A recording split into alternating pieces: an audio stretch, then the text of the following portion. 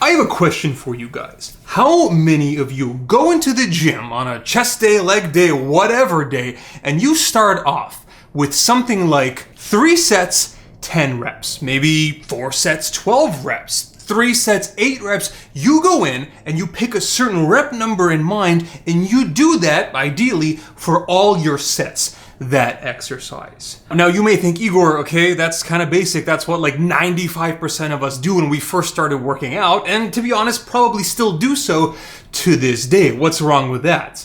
Well, what if I were to say everything? Just kidding, it's actually not that bad. However, that being said, it may not necessarily be optimal, and there may be sort of a problem with this, which is what I want to talk about in today's video. So when you're working out and you're trying to do ideally the same number of reps for each of your sets as kind of like a target in mind, this is what some people call straight sets. I kind of call them linear sets, linear as in it's like a flat line. Now for me to explain the actual problem with this style of training, I first need to explain another concept which you guys may have heard about called effective reps. Simply speaking, this is the concept or belief, or whatever you want to call it, that certain reps closer towards failure are more effective or more hypertrophy stimulating than the other reps, pretty much everything that preceded it. If you were to plot a chart, on the bottom, the x-axis is pretty much you going from RPE 1 to 10. If you guys are unfamiliar with the RPE scale, all it is, the rate of perceived exertion, is pretty much just how hard a set is for you. With 10 being you going to absolute 100% failure, RPE 9 means you have one more rep in the tank, although that set was still extremely difficult. Pretty much higher number, closer to failure, all you need to understand. If you were to plot on the y-axis the effectiveness of this set, how much bang for your buck did you get? How much hypertrophy did you stimulate? It's not going to be a straight line, despite what you might think. It's actually going to look kind of like this. It's going to show that the the beginning of the set, let's say you did 10 reps, for example. The first sort of like 1 to 5 reps, when you're going from RPE 2, 3, 4, blah, blah, blah, when you still have many reps left in the tank, I don't want to say that these reps do nothing, because they don't. They still do somewhat contribute to hypertrophy. It's just nowhere near as much as your next reps, closer and closer to failure. These finals 5 or so reps, pretty much everything you do past RPE 5 are sort of considered to be effective. Big thank you to Magic Spoon for sponsoring today's video. So spring is almost here, and you guys know what that means. It is almost time for yours truly to trade up the parka for a Speedo, and that means I need to start cleaning up the diet. But fortunately, this is where Magic Spoon comes in. You see, unlike traditional cereals, which are pretty much just like candy and crap in a bowl, Magic Spoon is the perfect addition to a more fitness-friendly lifestyle. There are 0 grams of sugar, 13 to 14 grams of protein, and only 4 grams of net carbs per bowl. And it being keto-friendly, soy-free, gluten-free, low-carb, it's pretty much bound to fit perfectly within whatever your diet may be. My personal favorites are cocoa and blueberry, but with 8 different flavors, you have plenty to choose from. And right now, if you use code Igor at checkout, you will instantly get $5 off any order, or simply go to magicspoon.com/Igor.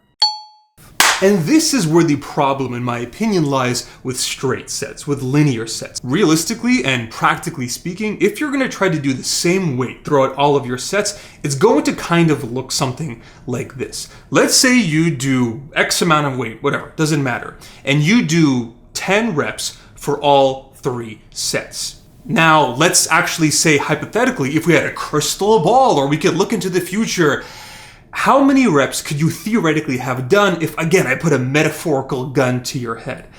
It actually probably will look something like this. You know that if you're aiming for 3 sets of 10, and on your first one you just blow out and you do like 15 reps or something, then on your second and third you might not have enough energy and you'll fall short. You'll get like 6 or 7 reps or something, and oh no, you've missed your target. So you don't do that. You hold back a little bit. Realistically, if you were to, truly, honestly look at your RPE scale, it probably looks something like this. In this case, I'm estimating kind of like 6, 7, 9. That final set, yeah, that's really hard. That's really good. That's going to stimulate a ton of hypertrophy. The other two, especially the first one, not so much. It's not going to do nothing, of course. You're still working out relatively hard, and RPE 6 is not easy by any means. It's not like just a full-out walk in the park where you don't even break a sweat, but it's not the same as that last set. In this case, if you actually look at everything above an RPE 5 as being actually effective in hypertrophy stimulating, you're only getting 7 effective reps. 1, 2, and 4 on the last one. Let's flip the tables a little bit. And I actually want to show you, I kind of tested this out myself at the gym a few days ago. Usually I do 100-pound dumbbells when I'm doing the dumbbell bench press. And this time around, I said, you know what? Instead of just doing flat sets, 3 sets of 8, 3 sets of 10, whatever, I'm gonna go all out and do as many reps as I can. Pretty much in my case, going all the way to failure for all of my sets. I got 14 on the first set, then I got 10 on the second, and for my third, I got it all the way down to 7. Pretty big difference. But the good thing about this scenario is that for each of my sets, the RPE scale was a 10. Now, I don't necessarily recommend going absolutely 100% to failure. Usually, especially with kind of heavier compound sets or anything where you can actually hurt yourself, especially things like squats and bench press where you can decapitate yourself with a barbell, in those cases, it's probably a better practice to stop a little bit short. Kind of anything around RPE 8, maybe 9, hell, even 7 is not bad. That's probably a safer and better alternative. But in my case today, I really wanted to test myself. This is straight going pretty much to blood pressure, eyeball popping failure on each of my sets. Now, the big benefit to this is that I got way more in terms of number of effective reps than I did in the previous example, the straight sets example. And that one, where I only had a total of 7 effective reps, this time, me getting 5 effective reps per set, again, RPE 5 and up is effective, I went all the way to RPE level 10, I got a total of 15 effective reps, double than that of the prior straight sets example. Now, again, going to fully failure might not be the best option. However, if I were to go to RPE 9, which is still very hard, very good, in that case, it would be 12 effective reps, which is still, again, much better than the prior example. And the other thing I want to mention, guys, is keep in mind, what a lot of you out there, I would probably, honestly, 80, maybe even 90% of you out there, you may not actually know truly how hard an RPE 10 is. I would say the vast majority of people out there, what they think of failure as RPE 10 might actually be only, in their case, like an RPE 8, give or take. It takes a fuck ton of mental willpower and just downright pain tolerance to truly go to RPE 10. Jeff Nipper did an excellent video on this where he pretty much tried to show what a true RPE 10 looks like, and it is like grueling, gut-wrenching training, which most people out there, myself included, I just don't do on all your sets because A, you would destroy your body, and also you'd be in the gym for 3 hours because the recovery between sets is just too much. So remember, when I say oh, you don't need to train to failure, some of you guys out there might be thinking, psh, what a pussy. No, don't worry. You're probably not doing it anyway because true failure is it's a battle, to say the least. And all of this is actually a solution to kind of this problem I have with straight sets, which there's actually a sort of a name for it, which probably many of you have heard in the past.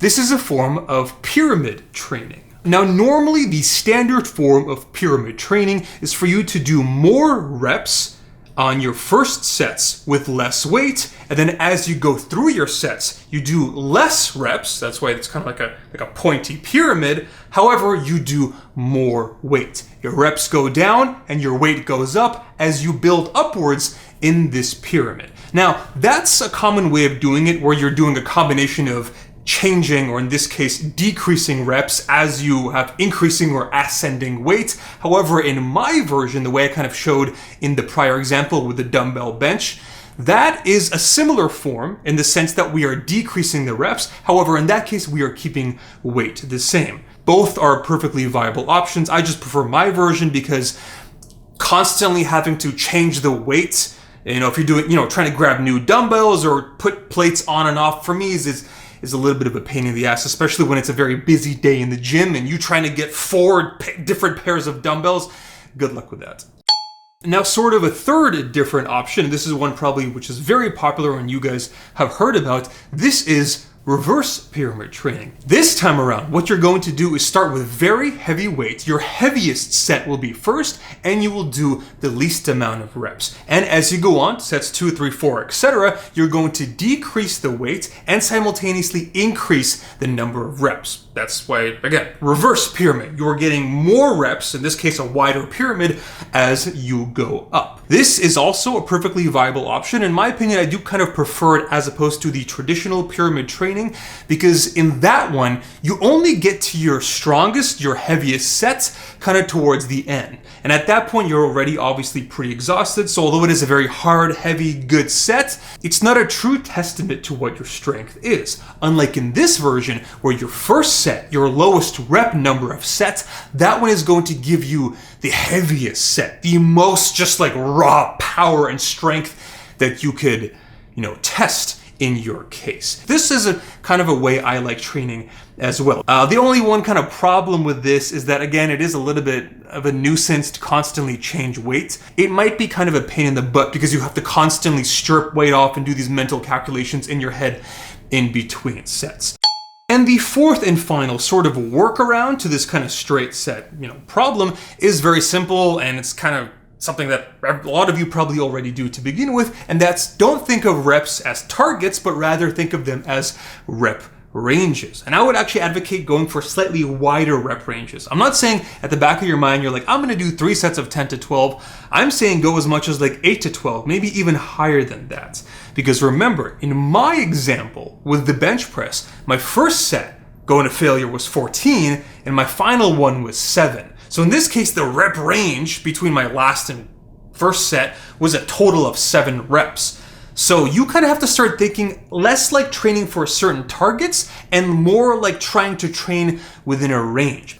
Now, am I saying that straight or linear sets are a problem and you're not going to grow and you're going to, 3 sets of 10 is killing your gains, to quote my inner athlete X? Stretching is killing your gains. Conditioning could be killing your gains. Sets of 12 is killing your gains. Cheat meals are killing your gains. No, absolutely not. It will still work. It will still get you gains. You'll get bigger. You'll get stronger. Hell, it worked for me for like the first 8 to 10 years of my training career. I'm just saying that there may be a better option and maybe a faster option. A lot of times when it comes to bodybuilding, taking different approaches will still get you to the goal that you want. It's just simply a matter of years of accumulated stimulus, strength, volume, all these things.